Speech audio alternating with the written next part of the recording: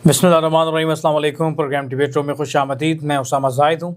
नाज़रीन, मुज़ाकरात की सूरत हाल आपके सामने है और मुज़ाकरात से 2 दिन पहले शायद पाकिस्तान में एक वाहिद सहाफ़ी मैं था जो मुज़ाकरात के हवाले से ऑलरेडी इसकी पेशन गोई कर चुके थे कि मुज़ाकरात कामयाब नहीं हो सकते। इसकी वजूहात वाज़ेह थी और अगर आप कुरान और सुन्नत में जाके देखें, आप तारीख़ी किताबों में जाके देखें और अगर आप बाइबल में भी जाके देखें तो बहुत सारी चीज़ें ऐसी बताई गई हैं। और ये जंग मैं बारहा कह रहा हूँ और आज मैं फिर दोहरा रहा हूँ, ये जंगें जो शुरू हो चुकी हैं ये ख़त्म होने के लिए शुरू नहीं हुई, बल्कि इन जंगों का इख्तिताम इंतहाई दर्दनाक और अजीब किस्म की सूरत हाल पैदा करने वाला है और ये जंगें बढ़ती चली जाएंगी। जो हालिया ताज़ा तरीन अपडेट्स हैं मैं उस पर पहले आपको अपडेट करता हूँ, फिर हमारे साथ मेहमान हैं, हम आगे चलेंगे इसको लेके। पाकिस्तान का अहम किरदार था मुज़ाकरात के हवाले से। पाकिस्तान ने पॉजिटिव किरदार अदा किया और हर मुमकिन कोशिश की कि मुज़ाकरात कामयाब हो जाएं, लेकिन इस हवाले से कोई अहम पेशरफ्त सामने नहीं आई और बिलाखिर इस्लामाबाद टॉक्स जो है वो नाकाम हो गई और जो अमेरिका मैदान जंग में हासिल नहीं कर सका वो टेबल पे हासिल करने की कोशिश की और ईरान कभी भी जीती हुई जंग को हारना नहीं चाहता।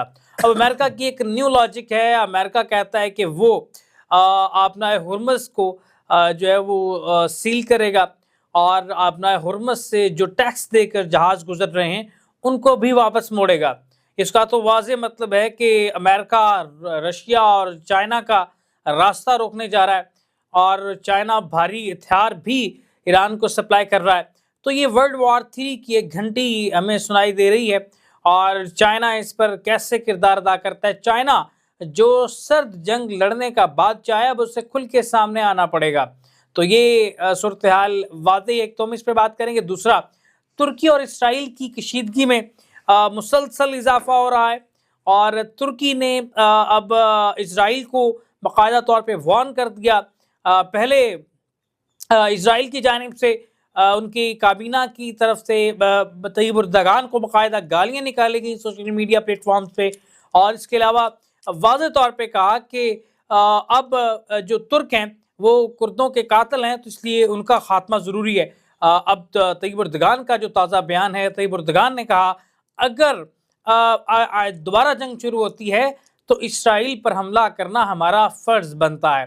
अभी ये सूरत हाल हमारे सामने इंतहाई कशीदगी इख्तियार कर रही है, इस पर हम बात करेंगे। तीसरा जो पॉइंट हमारे इस प्रोग्राम में होगा, आने वाले दिनों में क्या होने जा रहा है और यूएई चूँकि इसराइल की लॉबी बन चुकी है और पाकिस्तान को इस जंग में घसीटने की मुकम्मल इस वक्त साजिश हो रही है और ना चाहते हुए भी पाकिस्तान को इस जंग का हिस्सा बनना पड़ सकता है और आने वाले दिनों में सऊदी अरब का दिफा पाकिस्तान के ज़िम्मे है।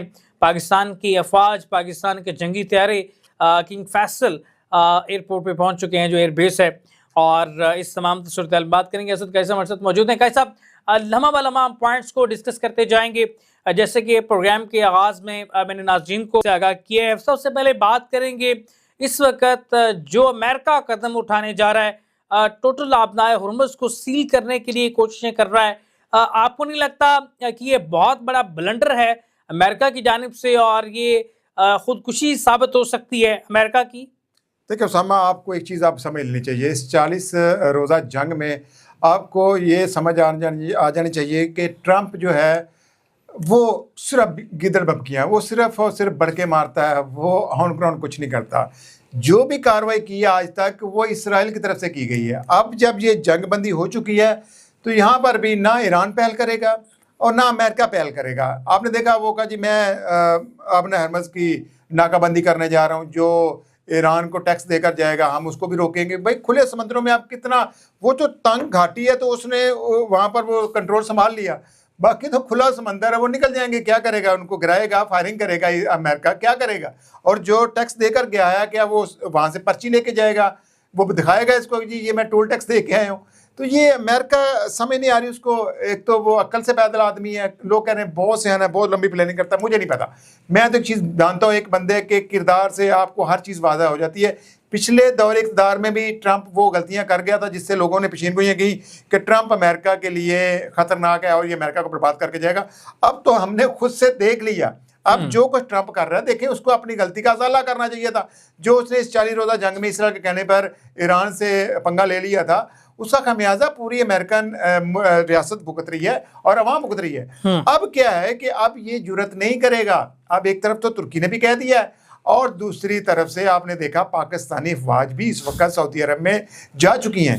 ہاں اس کو یہ ہے کہ اسرائیل یا کیونکہ دشمن نے آپ کو کل کے ویلاگ میں پروگرام میں کہا تھا کہ دشمن ہم سے ڈائریکٹلی محاذ پر لڑ کر نہیں جیت سکتا, وہ ہمیشہ سے سازشیں کرے گا. اب کیا کریں گے, ایران کے خلاف پاکستان کے خلاف ایران کو بھڑکائیں گے, وہ ہمارا اپنا ارمز پہ جو ہمارے بحری بیڑے آتے ہیں اس کو بند کریں گا. یہ دیکھیں یہ پاکستان کی فوج جو ہے وہ سعودی عرب میں دفاع کے لیے جا چکی ہے. دیکھیں ہم نے امریکن فوجوں کو وہاں سے نکالنا ہے تو اس کے لیے ہم نے جواز پیش کرنا ہے سعودی حکمرانوں کو کہ بھائی اب جب ہم دفاع کے لیے موجود ہیں تو یہ امریکن اڈے ختم کریں, یہیں سے حملے ہوتے ہیں ایران کے اوپر اور ایران کو جواز مل جاتا ہے. تو میرا خیال ہے پاکستان بھی جنگ میں کبھی نہیں جائے گا, بقیہ ممالک میں نہیں جائیں گے. جب بھی جنگ چھڑے گی وہ اسرائیل کی طرف سے چھڑے گی, لیکن اسرائیل ابھی تیاری کر رہا ہے. اسرائیل کو جتنی کٹ پڑ گئی ہے نا وہ ابھی سوچ رہا ہے. تو یہ چیزوں کو آپ چھوڑ دیں. ابھی جب ترکی کے صدر نے بھی دھمکی کھل کر دے دی ہے تو میرا خیال ہے اب اسرائیل کم از کم سوچے گا اور بڑی سوچ بچار کے بعد حملہ کرے گا. اب جب جنگ چھڑی تو یقین جانے اسرائیل سے بیٹے گا نہیں, کم از کم چھڑنی کیا ہے, جنگ ختم کب ہوئی ہے, جنگ تو جاری ہے. میں سیز فائر کی بات کر رہا ہوں. اس وقت جنگ بندی پر عمل ہو رہا ہے, کہیں سے کچھ بھی فائرنگ نہیں ہو رہی, کوئی مسائل نہیں چل رہے. تو اس کا مطلب ہے اب پہلا مسائل چلانے میں صاحب آپ کو نہیں لگتا کہ طوفان سے پہلے جو خاموشی ہوتی ہے یہ اسی کی میں یہی کہہ رہا ہوں کہ طوفان سے پہلے خاموشی بڑے طوفان کا پیش خیمہ ہوتی ہے, لیکن فی الحال کوئی پہل کرنے کو تیار نہیں, پہلا قطرہ بننے کو تیار نہیں ہے. پہل پھر بھی اسرائیل نے کرنی ہے, لیکن اسرائیل کو اتنا نقصان پہنچ چکا ہے کہ اسے دوبارہ اپنا ڈیفنس سسٹم فعال کرنے میں, اپنا دفاعی نظام بحال کرنے میں, اپنا اسلحہ اکٹھا کرنے میں اور اپنا نظام جس کی بنیاد وہ جنگ لڑے گا اس کے لیے اس کو ٹائم چاہیے. قائد صاحب ایک چیز جو ہے وہ یہاں پہ واضح ہے اور اس سے پہلے بھی ہم بات کرتے آئے کہ اسرائیل امن کو اپنے گریٹر اسرائیل میں رکاوٹ سمجھتا ہے اور اسرائیل کہیں بھی امن نہیں دیکھنا چاہتا. اسرائیل کی یہ خواہش ہے, اسرائیل کی یہ پوائنٹس ہیں, اسرائیل کا یہ ایجنڈا ہے کہ دنیا میں امن نہیں ہونا چاہیے. اسرائیل نے ہمیشہ فساد کی جڑ کا کردار ادا کیا اور وہ فساد کی جڑ ہے. اسرائیل نے عراق کے اندر, شام کے اندر جنگ کو بھڑکایا, لبنان کے اندر معصوم بچوں کا قتل عام کیا, پیلسٹائن کی مثالیں آپ کے سامنے ہیں, غزہ میں جس طرح سے قیامت برپا کی گئی ہے. تو یہ قیصاب آپ کو لگتا ہے کہ اتنا ظلم کرنے کے بعد اپنے مقاصد حاصل کیے بغیر اسرائیل کسی امریکہ کے پریشر میں آ کے یا کسی اور پریشر میں آ کے بیک فٹ پہ جائے گا؟ یہ جتنا ان کو خون لگ چکا ہے یہ آگے بڑھیں گے. بالکل, میں ناظرین اکثر یہ کہتا ہوتا ہوں گریٹر اسرائیل کا پلان وہ آج سے نہیں کئی سالوں سے صدیوں سے لے کے بیٹھے ہوئے ہیں.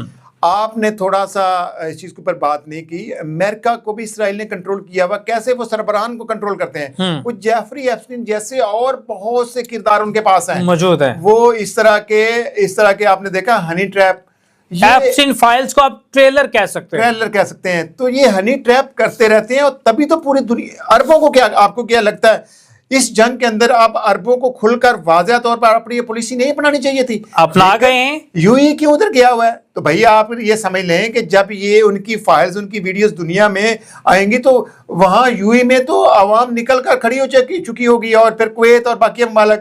تو یہ جتنے عرب شہنشاہ ہیں, یہ عرب بادشاہت ہے, یہ تو صرف عیاشیاں کرنے کے لیے آئے ہوئے ہیں دنیا میں. تو یہ وہی کچھ دیکھیں, اسی درمیان میں ایران تیاری کرتا رہا. یہ کچھ نہیں, یہ اپنی عیاشیوں میں اور اپنی لگژری لائف جینے میں لگے رہے. تو آج پھر ان کو ضرورت نہیں ہو رہی. حدیث میں دیکھیں کل کئی ذکر ہو رہا تھا, کیا اللہ تعالیٰ نے واضح طور پر نہیں کہا دیا کہ انسان, مجھے بھی پتا, آپ کو پتا کہ ہماری ایک طبعی عمر ہے, اس کے بعد ہم نے مرنا ہے, ہم نے حساب دینا ہے. تو کیا انسان اپنی آخرت کی فکر میں کچھ نہ کوئی تیاری کرتا نہیں کرتا ہے؟ تو حدیث میں ہر چیز واضح ہے, مسلمانوں کے لیے, عربوں کے لیے بھی ہے کہ بیت المقدس کی آبادی میں مدینہ کی ویرانی ہے, اور یہ بھی ہے کہ گریٹر اسرائیل میں یہ خطے شامل ہوں گے, اور یہ بھی حدیث میں ہے کہ عربوں کے لیے تباہی ہے. تو عربوں کو نظر نہیں آ رہا کہ ہمارے لیے تباہی ہے, جو حدیث ہیں وہ سچ ثابت ہونی ہے. ہماری اور آپ کی بات تو غلط ہو سکتی ہے لیکن نبی کی کئی بات تو احادیث میں واضح ہے، قرآن و سنت میں سب واضح ہے، لیکن بطور مسلمان ہم ظلم کے خلاف ریٹیلیٹ نہ کریں، خود کو تیار نہ، جو آپ نے جملہ دیا کہ تیاری نہ کریں، غافل ہونے سے مشکلات کا حل نہیں ہے، غافل ہونے سے کبھی بھی آپ اس دائرے سے باہر نہیں نکل سکتے۔